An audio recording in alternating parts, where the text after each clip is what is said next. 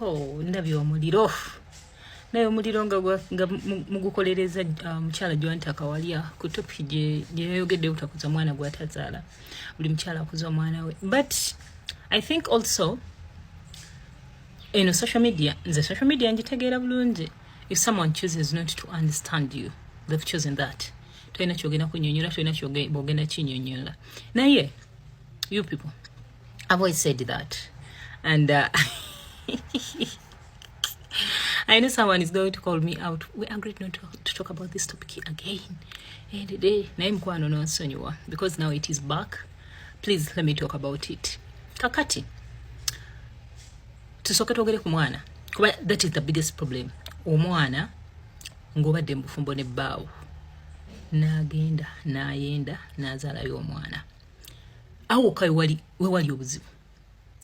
Kuba mukyala yenna yes abasajja balimba, but in most cases abasajja babulira abakyala, babulira abakazi. Nti abaana baba bakubasanga mu maka abamu boogera ti munnange ninayo abaana bange, probably mbeera nabo oba mama abwe yanoba oba mama abwe yafa, kyonna okitegeera. Naye kuona omwana ng'obadde ne bbaawo, mukazi wattu alabika adde akyogeramu eyo context, ng'obadde obeera ne bbaawo bulungi, n'agenda wabweru n'ayenda n'azaalayo abaana n'abakwata n'abakuleetera mbwe abaana be bakulira mu maka ge. Byonna byonna banaye nga temunnaba kwogera, so ng'osiga akafaananyi how this child came about. Omusajja ayenda. Saagala tudde wano ndabye n'abakazi nga bagamba kikasi kirina ettima, kikasi kikulu. How the child came about. Tibawe yatambula bulungi nnyo n'agenda n'ayenda, and the evidence is here. N'ekirala bano abaana bajja bakyukutuuka okujja ewaka wano. Mwenna mwesibya ku kintu nti omwana ono kaakati mama we bw'aba yafa, mama we bw'aba yafa, mama we bw'aba yafa. Banaye kambabulyeko ekintu kimu. Mama wo omwana alina okufiirwa. Recently I've just lost my sister. Alese omwana wa mwaka gumu. Omwana wa mwaka gumu. Kati kankubuuze. Kati let us imagine baawe tata w'omwana oyo ng'alinayo omukyala. Ng'alina omukyala omukulu nga my sister ali side babe ne bamuzaalamu omwana. Ffe famire nze baffe baganda be maama we our mother bali ludda wa okwata omwana ono wawaniya omukwata bamutwale wa step mother we bamuyingiza amaka g'oli omukyala. Tetulowooza just twagala kwatakinga bwatakinzi bantu kulowooza ku nsonga.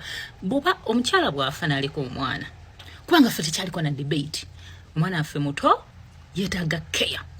Maama wange atuula atya eyo ng'omwana we ali mu ntaana nga yaleka omwana we wa mwaka gumu, mama wange bw'alya bw'anywa, omwana ali wa step mother we. Ali wa step mother we. Omukazi ono yali mu bufumbo bwe bulungi nnyo, bawe n'agenda n'afuna omuwala n'amuzaalamu omwana, omuwala afudde bamukwatire bamuleetedde omwana omwaka ogumu. You people, can you imagine that? Can you imagine that? Mama wange nawe yatandibaddewo. Era kati singa ntoba naye, ne bwe sandibaddewo, muganda wange omulala yandibadde atoba naye. N'ekirala, dear men, you also have your parents. Omwana wo ng'oyo omuto baby. Bw'aba afiiriddwako maama we. Kuba muli kivuga nti singa omukyala aba yafa, abaana bo singa baba bafiirwa maama we. Bakwate batwale wa maama wo. Simple as that. Tobatwalira oli mukyala. Already wamumenya dda omutima, wagenda n'oyenda. She's already heartbroken, wagenda n'oyenda, n'otakoma kwenda n'ozaalayo. Ate mu kuzaalayo kuto baana bamuleetedde. Jogo kyeryo. Oyina bannyoko. Oyina nnyoko gy'ali katugambe. Bw'aba taliyo, oyina bannyoko. Abaana bakulira abasinga abaabwe. Bw'aba tebaliyo, kale gwe kika kyo tekiriwo kyonna kyasaanawo. Omwana agende ku sayidi y'abamaama be. Ngaffe waffe we tumulina. Era taata waaweereza obuyambi. Omwana akuleko ne love. Naye omukutadde ku muka kitaawe. Si buli mukazi nti abonyaabonya, si bwe ŋŋambye. Naye era ebiseera ebisinga bye tulaba wano era babonyaabonya. Nange kamouth ka talking nakulyako ku step mother. Ate kati nze tolina ky'oŋŋamba.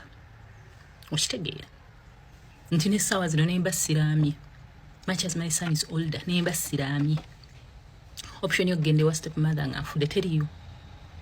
Nga famire yange eweddeyo yonna baganda bange bafudde baweddeyo, buli omu afudde, oba sayidi ya tatawe nga basenga be bonna baazikirira bajjajjaabe. Nga sinayo yadde n'omukwano asobola okugamba banange akaana ka Haffy bakampe. Ayogere ne taata waka akagambe gwe kasita oweerezanga school fees n'ez'okulya omwana mumpe wano naye tomutwala wa mukyalawo. ebintu ebimu tukalubiriza bulamu. Kakati bana abaana abakulira kubanga mutaata beera very fair. Bw'oba okoze decision y'egenda okwenda mulimu repercussions. Mulimu ebijjiramu. Manyi oyinza ozaalayo omwana naye omwana newabazze kyekiddako.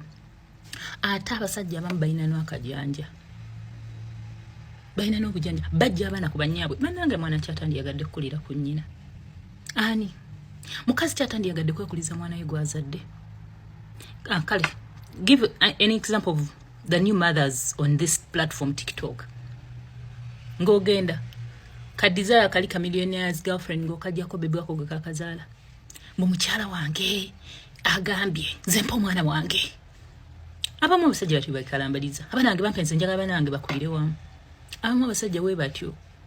Bw'omugamba nti oli lubuto olumalo zange nga abanange bampe. Nze mukyala wange abana ajja bakuza. Mukyala wange talina buzibu. N'oleka mama nga ali depressed. Omwana n'omutwalira mu nnaku takuzeeko na maama we. Ebyo bintu temukitunuza kusaidi yokayokayo n'omukyala agambye yetakuza abaana buli mwana akulire ku nnyina. Temukitunuza ekintu ekyo kiri so broad. As a father, you're literally denying your child love ya mama we. Bawo obuyambi. Wasalawo muzaalamu. Bawo obuyambi omulabiririra eyo. Omunaku tayenda. You thought you were rich enough, you could take care of 2 families or more, then take care of them. Si kyangu ekyo. Wabula otandise okutiyuka n'abakyala abali mu maka abamu batijja. Ekyo kyo kinako obujulizi. Kulwokubanga ayagala stopping ebbaawe. I've said that several times. Ayagala stopping. Intentions teziba za kwagala labirira baana bano bebazadde. Teziba bayogereza wano. Gomaya kutunula ku bujulizi nti bbaawe yayenda buli lunaku. Intentions ziba za ku stopping ebbaawe from seeing the other woman. Yalowooza buli taata lwava n'atwala sukaali eri oba school fees bali baddamu ne bakola omukwano. So what she does, abaana baffe baleete bakulire wano mukwano, a blocking a relationship. N'omutima gw'esige guli awo gwagala. Taata n'alyoka atwala empale n'azito mpa abaana bange ne mukyala wange ajja balabirira. Olutuuka eri olumu bibeera birala. To the stepmothers out there, ababadde n'omutima omulungi abakuziza abaana bemutazaala, well done.